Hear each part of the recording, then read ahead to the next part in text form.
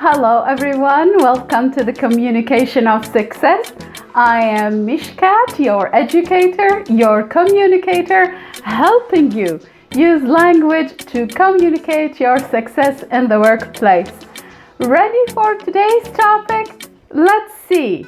It's working with people who don't like you. You know, those people who say, yeah, you can work here, but we'll make your life miserable as hell.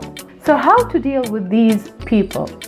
I know it's easier said than done, but let's take a look at this scenario. Hey, Karen, do you have busy? But busy. Okay.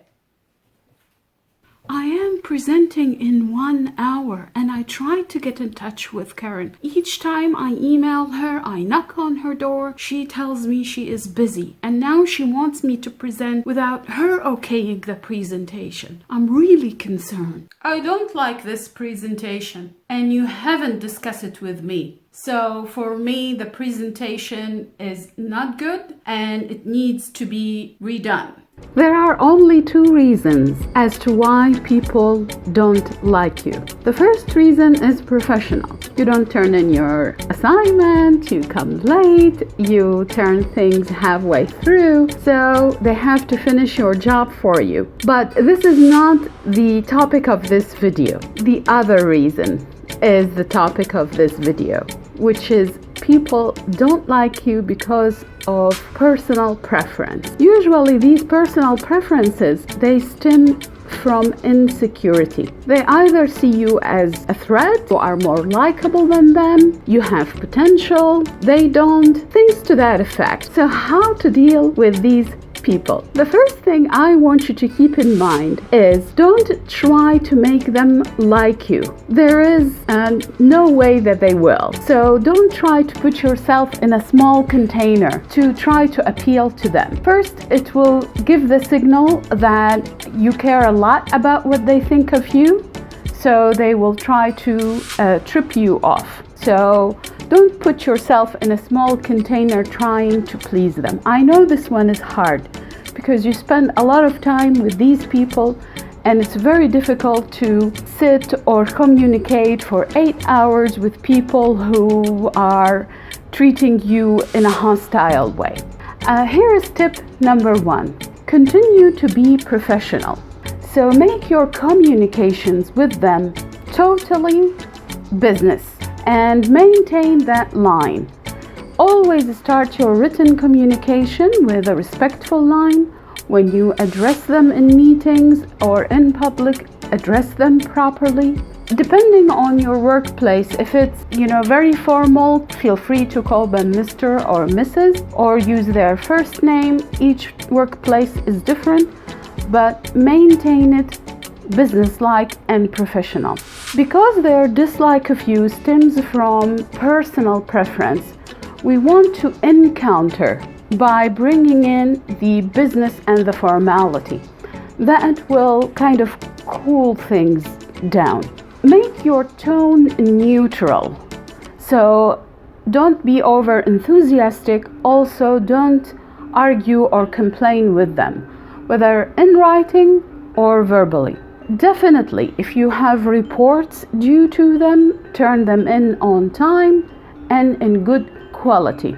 There is a tip here, you can turn them ahead of time, which would earn you point. If you do that, make sure to CC someone else on that email. Dear Mr. or Mrs., here is the report. I'm turning it in ahead of time to give you an opportunity for additional feedback. Thank you. Have a great day. You see, always bring that professional tone forward to balance the situation that is stemming from personal dislike. Tip number 2. Don't argue back and forth with them in public or in a staff meeting. If the situation will be they attack, you defend in public meeting, you will be seen as part of the problem. Sooner rather than later, the audience of that meeting will think, oh, there must be something wrong with this person because XYZ is picking on them all the time. You see, people don't like these situations where they have to take sides, and usually they don't. So what to do if you are being attacked in a public meeting, just like Alice in the scenario we saw? Take a step back and deep breath. Smile, which is very important here. The smile is to diffuse the situation and tell them, I'm happy to take this topic with you offline. What time is good for you to talk? You see, in the scenario we saw, Karen did not want to meet because she did not want to give Alice inside feedback on the presentation.